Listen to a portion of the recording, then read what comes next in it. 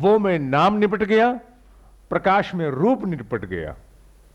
तो गायत्री के 2 अक्षरों में ही नाम और रूप को निपटा दिया गया, तत्सवितुर, इट एंड्स।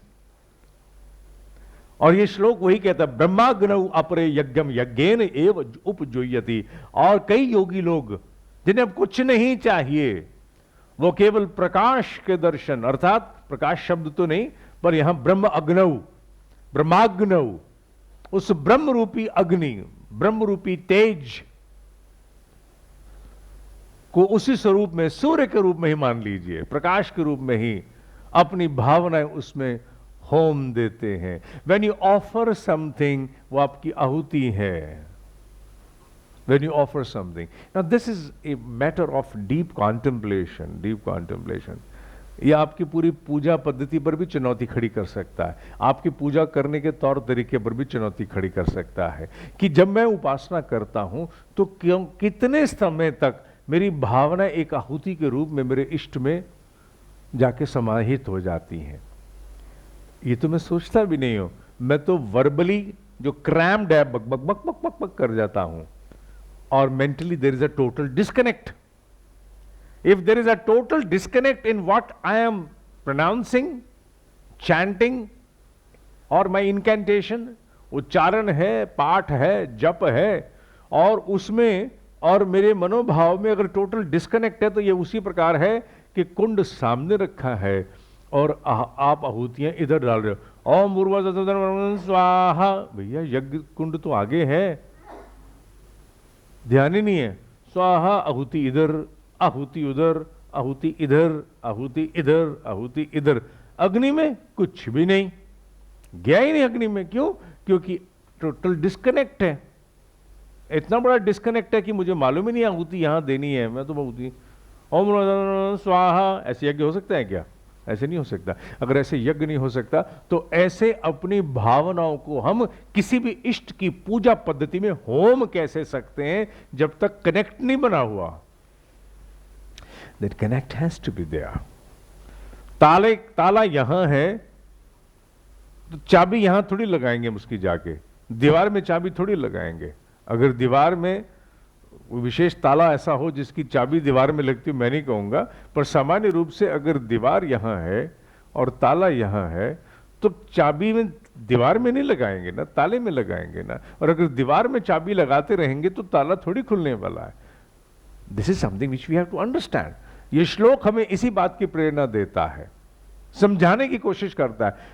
करता तो वो एक छोटा सा मेंशन है। गीता के श्लोकों का मर्म क्या है? वो करते छोटा सा उल्लेख है, विस्तार उनमें बहुत बड़ा है। कि ब्रह्म रूपी अग्नि में जो अपनी भावनाओं को होमता है, now here it has to be a connect. क्योंकि next time when you start your upasana, you will ask yourself, इस यज्ञ में क्या आहुति मैं कुंड में ही दे रहा हूं ना? कुंड कौन है? वो कोई भी इष्ट जिसके लिए आप नाम ले रहे हो। It could be any, Shiva, मां, Hanuman ji, even Gayatri. Am I offering my offerings, मैं अपना भाव उस निराकार, निर्विकार, निर्लेप, सर्वज्ञ, सर्वव्यापक या जो भी है, क्या मैं आहुति उसके कुंड में डाल रहा हूं? Am I connected? And if you are connected even for, ऋषियों का कहना है, even if you are connected for less than a minute, even then things happen. 1 minute से कम में भी अगर आप कनेक्ट स्टैब्लिश कर पाए, सर्टन थिंग्स हैपन। फिर आगे भी ऋषि बोलते हैं, लाड़ी माशे तो आगे तक गए, इतने मिनट में इतना कुछ हो जाता है, इतने मिनट में इतना कुछ हो जाता है।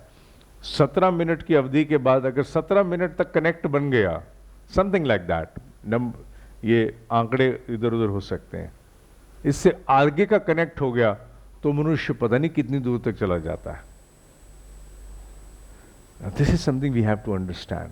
और गीता यही कह रही है, अगर देव उपासना भी यज्ञ रूप में नहीं हुई, ब्रह्म उपासना भी यज्ञ रूप में नहीं हुई, बात बनने वाली नहीं है। अब यज्ञ को समझो, यज्ञ कहां नहीं है? यज्ञ इष्ट रूप में उपासना करने पर भी है, ब्रह्म रूप में, ब्रह्म रूपी अग्नि में अपनी भावनाओं को अर्पित करने में भी है सब यज्ञ। क्योंकि यज्ञ ही वो प्रोसेस है जहां से जेनरेशन ऑफ, जिसे हम कहते हैं मोमेंटम, मोशन उत्पन्न होता है।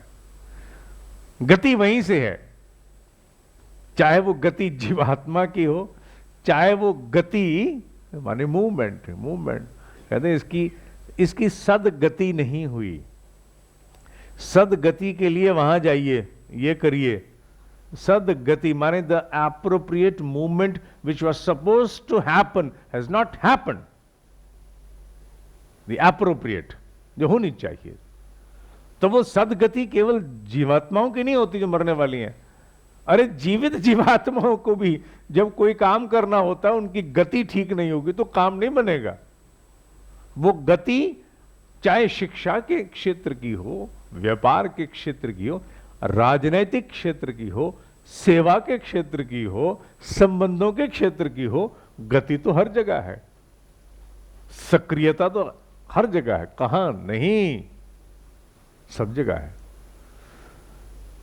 ये श्लोक बहुत गहरे मर्म को हमारे सामने उजागर करता है, जिसे हमें समझना होगा।